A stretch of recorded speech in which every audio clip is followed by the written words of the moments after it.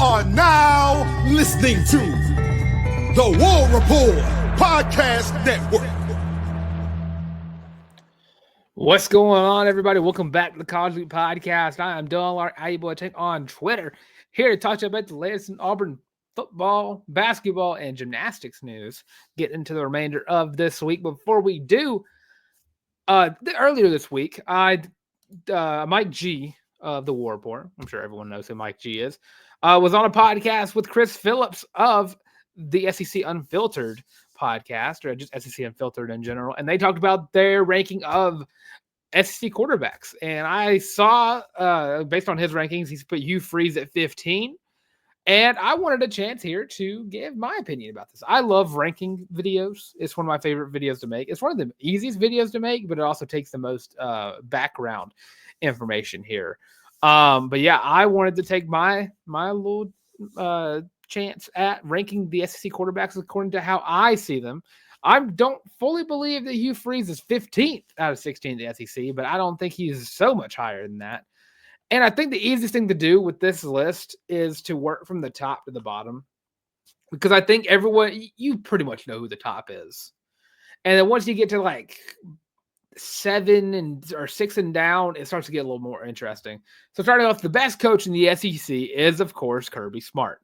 I know Steve Sarkisian could be in the conversation for this, but Kirby Smart is, of course, the best coach in, honestly, I would say college football, but the SEC most definitely. I mean, last year he was in the college football playoffs. This past year he did so despite having 2 losses, or I guess really 1 loss.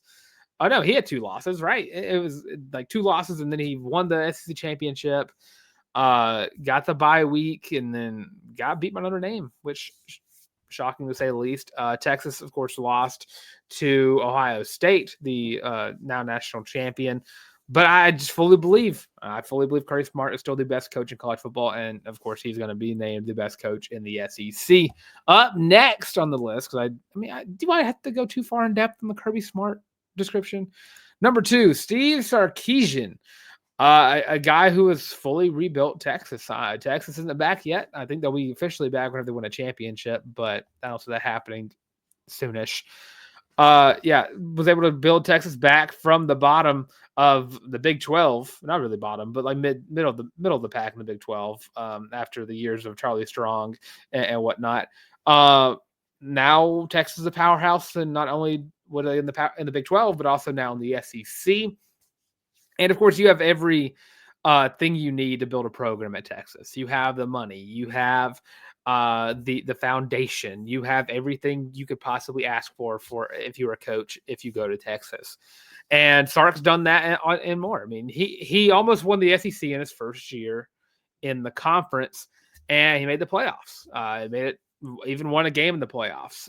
Beat Arizona State, and probably what was the best game out of the entire 12-team playoff, if I must say so. So yeah, most definitely it was, without a doubt. But yeah, number 2, Steve Sarkisian has done a great job in his time for the Texas Longhorns, and has definitely earned the right to be the number 2 coach in the SEC. Up next, number 3, I have Brian Kelly. Of course, hasn't really any of the accolades of the guys before him, but when he came to LSU, of course, it was a little bit of a controversial move going from Notre Dame to LSU, but you understood why. LSU has more of a championship pedigree than Notre Dame does. Notre Dame did when Brian Kelly left. But he's kept LSU competitive in the SEC. I mean, they finished 5th this past year, really tied for 4th if you go by just conference records and overall records, 9-4, 5-3 in the conference. And they wrapped the year on a 3-game win streak. You have a Heisman winner in Jaden Daniels. I think this is where the list kind of gets a little tricky at times, but I definitely think Brian Kelly has cemented himself as the number 3 coach in the SEC going forward. Up next, number 4, I have Josh Heupel of the Tennessee Volunteers. Tennessee made the playoffs as well. They got whooped by every facet of that word, but they finished 10-3. I believe this is the second year in the Heupel era where he's had a 10-win season. Finished 3rd in the SEC. A lot of promise. I mean, if you can develop Nico Yamaleva more, you're probably looking at a Tennessee team that can probably turn some of those losses they had that were a little embarrassing to wins. And you're looking at a Tennessee team that can probably win the SEC if they just, play consistently. But Josh Heupel definitely turned Tennessee around. Did so using, what he does best, recruiting and, playmaking on offense. So I definitely think Josh Heupel, number 4 coach in the SEC, probably gonna have some Tennessee. If Tennessee fans were to see this, they'd probably be a little upset that I put UTK. But Texas gets UT until Tennessee plays in the SEC championship. Sorry about it. In basketball though, it'd be the opposite. UT is Tennessee in basketball. UTA is Texas. But yeah, I think Josh Heupel has done great things at Tennessee. I think you're looking forward to more years of Heupel. I've heard people say that he might leave for OU if they ever fire Brent Venables. I don't know if that's fully true. I don't think I don't think there's a lateral move anymore. Tennessee now not a recruiting powerhouse and able to win right now at the same level that Oklahoma was able to win before Brent Venables got there. But yeah, I definitely think Josh Heupel, from what he's doing and what he could do in the future, definitely earned that spot. Number 5 might be a controversial. I have Shane Beamer at the number 5 coach in the SEC. Turned South Carolina around and did it pretty quickly. I mean, we're in year 4 of South Carolina of Shane Beamer. Beamer ball at South Carolina this past year, 9-4, 5-3 in the SEC, and every team they lost to was ranked higher than them. And of course, that's something you really want to see. But for South Carolina, I mean, they took Alabama down to the wire. Their game against Ole Miss wasn't like too competitive, but South Carolina did a lot of good things this past year that, you're looking ahead. If they kept some of their pieces. Lenore Sellers might be the best quarterback in the SEC going into this year. They lost their bowl game by 4 points. They lost to LSU by 3, which they should have beat LSU, but some bad calls in that game kept them off the board.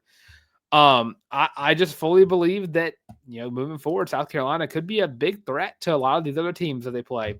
I mean, looking at their schedule next year, they play, Alabama again, this time at home. You get Oklahoma again. You got to travel to Ole Miss and travel to College Station. But, I mean, those could easily be wins. You got to travel to Death Valley, which that one could be tough. Death Valley is always a tough place to play, especially because whenever you play at Death Valley, you're going to get a night game because they don't not schedule night games in Death Valley. But yeah, I think Shane Beamer has a good foundation built that he established himself. And, going forward, I think Shane Beamer could be a 10-win coach in the future. It could be as soon as next year. Number 6, Lane Kiffin. A coach that I'm not too, I mean, he could have gone anywhere from 6 to 10 to me.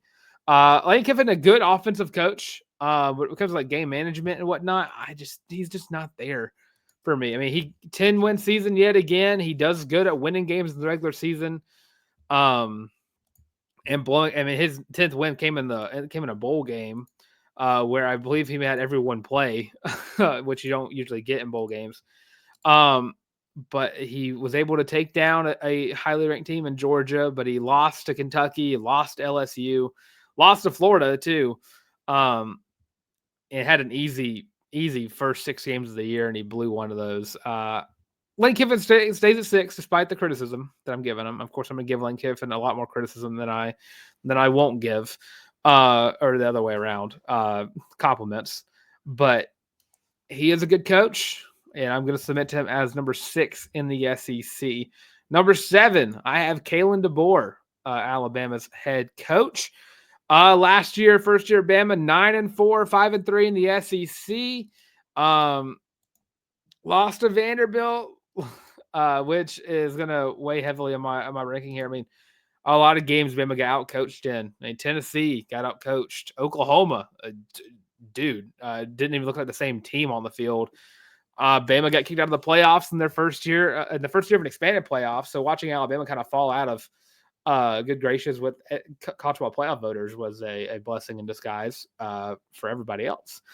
But I put DeBoer here because I honestly don't know if what he's doing at Alabama is something that can be sustainable. I mean, he's paying per on three NIL evaluations. They're paying a lot of money per recruit, and he's not recruiting well in the South. I mean, I'll take this moment to always. I will always show this graphic of the last this past recruiting cycle where Auburn just completely wiped out Alabama from the top 10. Auburn got 8 out of 10 of the top 10 recruits state of Alabama. Not something Nick Saban was giving up. Kalen DeBoer, I mean, time will only tell how successful he'll be at Alabama. I just don't know if we'll see good before we see the bad. I really don't. But again, time will tell. But right now, I got him at 7. Up next, number 8, I got Clark Lee. Might be a little shocking because he probably has less wins to some of the guys up here. But you took LSU or took Vanderbilt. Sorry, correction. Vanderbilt from the bottom of the barrel. I mean, you're looking at there's a hole in the barrel, and Vanderbilt found a way to go below the barrel. And Vanderbilt went to a bowl game. They beat Alabama. They almost beat Texas. They beat Auburn, of course. And they just they were a good football team last year, despite their record. I mean, the losses they had, they lost by 4 points to Georgia State, which they should have won that game. They lost in double overtime by 3 points to Missouri. Again, they beat Alabama. I can't overstate that one enough. Lost by 3 to Texas. Then you kind of lost yourself against South Carolina, lost 28-7 with South Carolina, a good team. You lost by 7 points in Death Valley against LSU.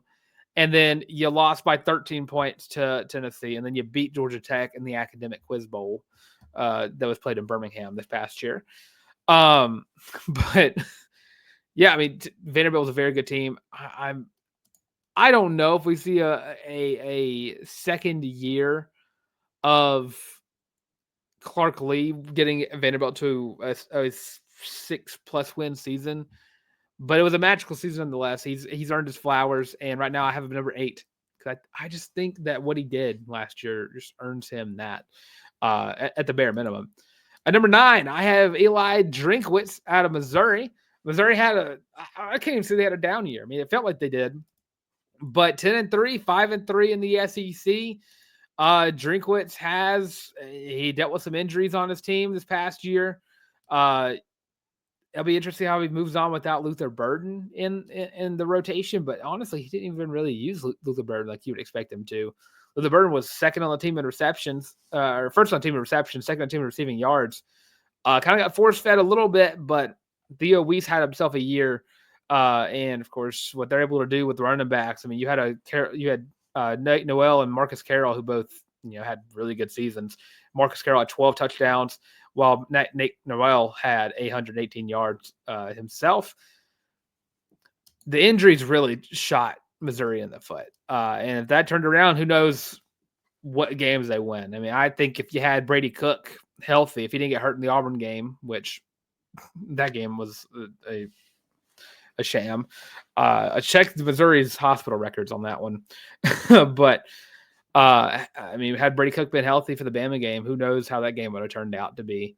I mean, Eli Drinkwitz turned Missouri back around, which a lot of these coaches are really good at turning programs around, which later on we'll talk about another coach who's being a little slow about it. Number 10, I have Mike Elko out of Texas A&M. Last year, 8-5, 5-3 in the SEC for the Aggies, a pretty common year there. Took a team with a lot of talent in his first year as a coach, had a pretty good year, but I just need to see more out of him. I think Elko's a great coach, and if he can continue to build up Texas, I mean, Texas A&M, I can't call him just Texas, so they'll probably get me canceled in College Station. If he continues to build this program in his way, like he did at Duke, I mean, you're looking at a team that probably 10 win next year, which I'm not going to make any official predictions on these guys. It's going to be very hard to do that pre-spring. But going to this next season, I have Mike Elko at number 10 on my ranking the coaches list. Number 11, Billy Napier out of Florida. Last year, 8-5, 4-4 in the SEC. I mean, this was a great season for Florida. And watching them turn things around, I mean, DJ Lagway might be in the running for one of the top quarterbacks returning in the SEC. If they continue to do what they did last year, Billy Napier took himself off the hot seat and made his seat as cold as ice. And I mean, yeah, you saw a really good ending of the season for Florida, and I think they really are turning things around moving forward. Hopefully it stays that way. Hopefully not, in a way, unless it gets in the way of Auburn. I hope not.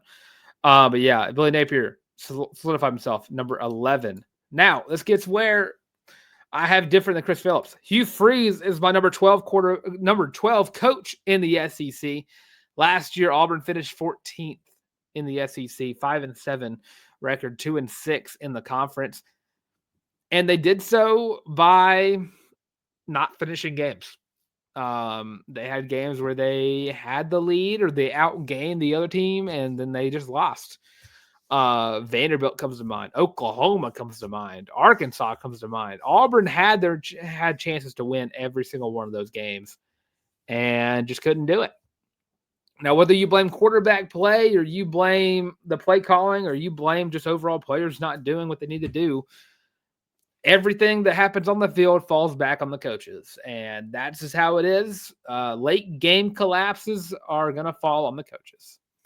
And because of all those late game collapses that happened, Hugh Freeze falls down to number 12. Man, I think going into his first year, going into last year, I had him as like high as 8 or 9. Yeah, this year confidence is wavering, to say the least. 7 wins, not really on the table right now. For fan approval ratings to go up. Definitely nothing less than 8-4. 6-6 might be a fireable offense with next year's season, with the schedule coming up. You got to prove you can win. You got the talent. You definitely have the talent. That's not an issue anymore. 3 years of recruiting classes coming in, 3 good recruiting cycles through the transfer portal. You got a 5-star plus quarterback with another one right behind him and Deuce Knight, the other one being Jackson Arnold. You have all the pieces you need to win. And now with the cards on the table, you got to play them right. So, yeah, right now, Hugh Freeze, number 12 on my list. Number 13, I have Sam Pittman by way of Arkansas. Last year, 7-6, 3-5 in the SEC. Now, had a better season than Hugh Freeze did, but overall as a coach, I don't think Sam Pittman's a great coach. I thought he was going to get fired last year. They ended up winning some games that I didn't expect them to win, i.e. the Auburn game for starters. But yeah, I just don't think he's that great of a coach. And outside of the Auburn game, he lost to all but one ranked team. He beat Tennessee by 5. Yeah, I just don't think that they're that great, that he's that great of a coach. So Sam Pittman, my number 13. That might annoy some Arkansas fans, but yeah, that's just where he's going to be for me. Number 14, Brent Venables. Now, you're talking about a coach. Now, regardless of how everyone thinks of the Auburn coaching situation, going into next year, the number one coach, or number one or number 2 coach on my hot take, I think number 1 based on just strict, like where the program lies and where it was in the past. Brent Venables is the one SC coach I have on top of my hot seat radar. Oklahoma was 6-7 last year, 2-6 in the SEC in their first year in the conference. Injuries played a part in this, but overall, I mean, I just don't think Brent Venables is a good head coach. I think he's a decent defensive coordinator. He did good things at Clemson, but as a head coach, I mean, I just don't think he's there. I just don't think he has it in him to turn Oklahoma around. So, I mean, I could really see a world where Oklahoma is looking for a new head coach in just a few months, really. I mean, 11 months. So December, and you're looking at a new Oklahoma coach. So yeah, I'm just not big on Brent Venables, and I'd be surprised if he makes it the 2026 or 2025 or 2026. Good Lord, I'm getting used to the new year. Yeah, number 15, I have Mark Stoops, a guy who I thought should have got fired at the end of last year. Went 4-8 last year, 1-7 in the SEC, lost to Hugh Freeze, got absolutely ran through in that game by Jarquez Hunter.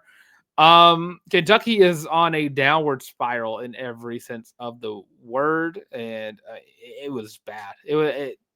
He almost got hired for the A&M job, and then it didn't happen. And then, I mean, I think that would have been a step down from Jimbo Fisher.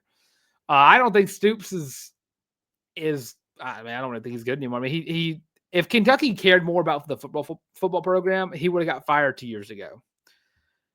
So yeah, I think Stoops is on his way out, and if not, I mean, if he can find a 7-win season just out of nowhere, I mean, good on you. It might keep you from going another year, but right now, I just don't think you're going to see another year of Mark Stoops after this one. Might not even see a full season out of him. But yeah, very bad year for him. Beat Ole Miss. That was the highlight. But other than that, your wins are Southern Miss, Ohio, and Murray State. So if you didn't beat Ole Miss, it would have been a 3-9 season, 0-8 in the SEC, and you would have been right there with number 16 on my list, Jeff Lebby. Now, Jeff Lebby, first year as a head coach, you had the task of trying to rebuild Mississippi State, which is a hard feat to do. Had some games where they were competitive. You know, the Egg Bowl, 26-14. You lost Arizona State, 30-23, and that was a playoff team. Played hard against some of these other teams, but ultimately you just couldn't find it in you to finish them. I'm not going to gripe too hard on Jeff Lebby. I can't really do so. I mean, it's first year as a head coach, as a head coach. So, yeah, he just gets there because, you know, you didn't perform your best in your first year as a head coach, but there's plenty of growth for Jeff Lebby. You can only go up from here unless they start adding more teams before the 2025 season. But, yeah, I'll go up for here. Jeff Lebby has a lot of promise. He's an offensive mastermind. I mean, he had some great offensive plays himself, especially at Oklahoma. But, yeah, that's where he's going to be at. So, yeah, that's my list of my top of just ranking my SC head coaches. Let me know what you think in the comment section below. We're in a quick little break. Let's have this break. We're going to wrap up the show with some Auburn basketball conversation, previewing their game this weekend versus Tennessee and the women's game tonight versus Mississippi State, and then talking about the Auburn gym meet on Friday. So stay tuned, and we will be right back as soon as I find the commercial. There it is. We'll be right back. Are you tired of having to rummage through just clothes after clothes after clothes looking for something to wear? Are you tired of your friends making fun of you for your terrible fashion sense? Well, do we have the shirt for you? Go to thewarreport.com, get your laptop out and do it right now. Go to the shop and get your very own Feelin' Loopy t-shirt as well as your college loop hat, and you can get both of them for only $25 each. Plus shipping and handling, of course. But with that, now back to your regular scheduled program. And of course, available on thewarreport.com. Go to the second page of their shop. You'll find your college loop hat and a Feelin' Loop t-shirt waiting there for you to get. Of course, that merch is only one of the the 4 ways you can support the channel. The best ways you can support the channel is, of course, by commenting what you think of my top 16 or my ranking of the SC coaches list. I want to say top 16 list. And of course, by subscribing. We're getting very close to 1,000 subscribers. It'd be super cool to reach that number. But yeah, check it out. Subscribe, like, and comment. So Auburn basketball takes on the number 1 team in the country 2 weeks in a row. Auburn Tigers takes on the Tennessee Volunteers this Saturday at 7:30 p.m. CST. ESPN FPI has Auburn as the favored team here, 73.8% chance to win this game. Both of these teams have reached success and reached the peaks of college basketball strictly by being veteran teams. A lot of age on these teams. All of Tennessee's stat leaders are older. They're all seniors. Chaz Lanier is leading the team in points with 18.4. Zakai Ziegler, despite being 87 years old, has been leading the team in assists, 7.6, as well as putting up 12 points a game. Jordan Gainey, another senior, averaging 11.2 per game. And then Igor Milicic, 8.4 rebounds per game, as well as 10.3 points, another senior on that team. Felix Akpara, leading the team in blocks, 1.7, putting up 7.5 points per game. Another, that was not a senior, but that's a junior. I mean, of course, you look at Auburn. You're not going to have Janai Broome, at least this game. Stephen Pearl talked about he's out of the boot, but he's not practicing yet. So trying to make sure he is fully ready to go. So that Janai Broom are going to fall on guys like Chad Baker-Mazara again, Tahad Pettiford, who's going to probably see some more minutes, getting stocked up as soon as Janai Broom gets back anyways. Miles Kelly, Denver Jones, and Chaney Johnson are going to be the 5 guys you're going to expect to go in early, or not 5 guys, excuse me. Dylan Cardwell is in that list. So yeah, you're starting 5, of course, Denver, Miles, Chad, Chaney, Dylan. And that unit, I mean, that's all seniors right there. So going into this game, what you need to do is you need to stop the playmaking abilities of Kai Ziegler. The offense runs through him. 7.6 assists per game is nothing to bat a blind eye about. I mean, no one on Auburn's team is averaging more than 4 a game. Janai Broom is 3.3. That's leading the team. After that, it's Todd Pettiford 2.7. So that's going to run through.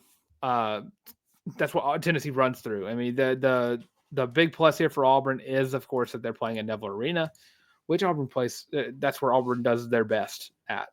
Chaz Lanier, guard, 6'4", got some height. So you're looking at Denver Jones going to have to lock down Lanier. Auburn has had an issue when it comes to letting guards have some big games. Especially Chaz Lanier could be the guy up next on that list. So Igor Milicic is 6'10", so you're looking at Dylan Cardwell and Jaheim Hudson and Chaney Johnson having to help lock down the paint if you can't get Dylan Cardwell. But yeah, Tennessee's a team that shoots the ball very well. 45 from the field, 34 from the 3-point line, and I want to say they're coming off of a loss, or they're coming off a win against Mississippi State, 68-56. And that game was at Neville, or not Neville, was in Knoxville. There we go. Trying to get the words that start with N there, the N sound. And then, of course, they're coming off of a loss of Vanderbilt this past Saturday as well.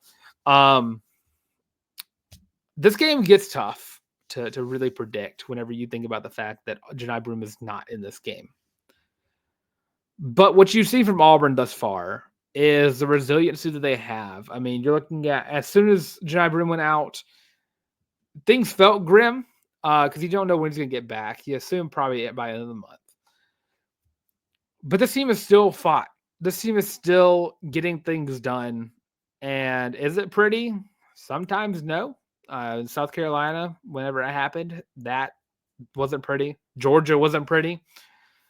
But you look at the Mississippi State game, you beat them by 22 in your first full game with that Janai Broom. I think that Bruce Pearl has put together the best unit possible where you can say my 10's better than your 10. Even when I'm missing one guy, another guy comes up, and my 10's still better than your 10. I think that mentality and that mantra that's been built up with this program is going to help Auburn get this win. Will it be a big win? I don't think so. Not in the slightest. But I think it'll be a win and a statement win that Auburn will be able to hang their hats on. If not, I mean, Auburn will lose that number 1 spot. I still think they're the best team in the country whenever Janai Broom gets back. They'll probably fly down the 2. The AP poll voters pretty much know right now Auburn is the best team in basketball, and you're going to slip up sometimes. You're going to lose games. But I like Auburn in this game. And it's hard for me not to say I like Auburn in any game moving forward. But yeah, I'm going to pick Auburn. And I mean, kind of looking at the defensive side of the ball here, I don't expect it to be a high-scoring game. I mean, Auburn's only got out of – they scored 88 versus Mississippi State, but the other 2 games scored 66 and 70, but those were both on the road. With being at home, I'm going to say Auburn wins. I'm going to say 76-70. Give Auburn the 6-point win against Tennessee and getting themselves yet another quad 1 top 25 win, which is absolutely crazy. We're talking about Auburn getting like their 11th quad 1 win of the year. Absolutely insane. So yeah, I'm going to take Auburn in this game, and I think it's going to be very close. Tennessee always seems to be Auburn's downfall at some points in the year. I mean, last year, Dalton Connect put up almost 40 points and basically beat Auburn by himself. So, yeah, I got Auburn, but I got them close. Women's hoops got in their own game tonight at 6:30 against the Mississippi State Bulldogs. Auburn is 10-9, 1-5 in the conference. Mississippi State 2-4 in the conference, just at one spot ahead of Auburn. Mississippi State, they shoot the ball pretty well too. 47% from the field, 33% from the 3-point line. This game being in words are hard in Stark Vegas makes this game tougher for me to side with Auburn here. Auburn has pretty much lost. I would say they lost lost away game in the SEC they've played thus far, but they've lost almost all but one of their SEC games regardless. Mississippi State was able to beat OU and Georgia, but Ole Miss had a good day. Tennessee had a great day against them. South Carolina had a field day against them, which it's kind of hard for them not to have one against anybody. If Auburn can do what they did against Missouri, and that's just beating a team by sheer willpower, because we don't know exactly when this team is going to be back to full strength, but you got to start winning games, and you got to win games against these bottom teams in the SEC that aren't winning games themselves. I think with this game being on the road, I don't think Auburn's going to get the win here, but you kind of need to at this point. I mean, you're looking at a team that's playing themselves out of conference, or not conference championship, but not that whatsoever, but a spot in March Madness. You got to get a win here. I don't think they do. But after that, I mean, you got to start stockpiling some wins. You have 4 ranked teams left. One of those teams is South Carolina, who again is the number 2 team in the country. The overstate, you just keep saying that. You got some players who can put up points. Marshawn Bostic has done a great job over the past few games. Deanna Gaston has done a great job all season. But you got to start adding numbers to the win column here. And I think they have a good chance to beat Mississippi State. I just don't think they do with it being on the road. So yeah, that's just my point on that game. Then lastly, Auburn Gymnastics have a meet coming up this Friday where they'll be taking on the number 9 team in the country in Oregon State. Again, the meet will be at 8:30 p.m. CST. Tickets are available to get. I'm sure it's probably already sold out, but it says buy tickets on the thing. It'll be on ESPN2, so gonna watch the Friday Night Heights. Of course, Auburn Gymnastics, number 12 team in the country. Very good team, very good squad up there under Graba.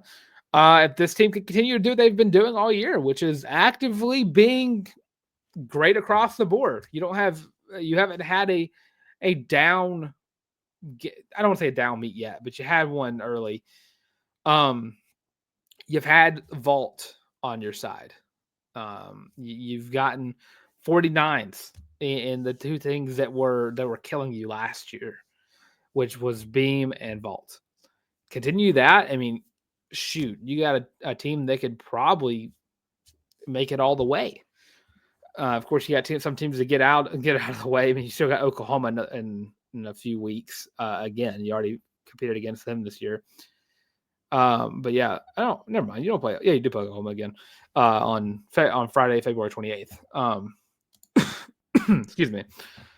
But yeah, if you continue to just compete like you have been, I mean, when Auburn is doing good on Vault, it is super hard for me to pick against them. It's just very difficult to. But yeah, I think Auburn can win this meet. It'll be a very tough one, probably very close. I mean, looking at last week against Arkansas, it was by 0.5, or 0.45, getting the win there. So I think it'll be a very close one. If Auburn continue to play even across the board, then I think they can win it. If not, it'll be a close either way. So yeah, that's going to do it on the College League podcast. Of course, leave your comments below. What do you think of my list of ranking the SEC coaches? I can't even get the statement right. And let me know what you think about Auburn basketball's chances versus Tennessee. Do you agree with me that Auburn will get the win despite not having Janai Broome for another game? Or do you think it'll be a tough loss that Auburn will have to wear on their shoulders? But I mean, either way, once Janai Broome gets back, I think it's no holds barred for this basketball team. So yeah, with that being said, that's what's on the College Loop podcast. Don't forget to check us out on social media platforms, literally everywhere: Twitter, TikTok, Facebook, Instagram, the works. All is at the College Loop. Of course, you have us on Spotify, Google Podcasts, and Amazon Music for the audio versions of the show. And of course, you have us right here on YouTube, where you should again like, comment, and subscribe. And with all that being said, that's what's of the College Loop podcast. And as always, War Eagle.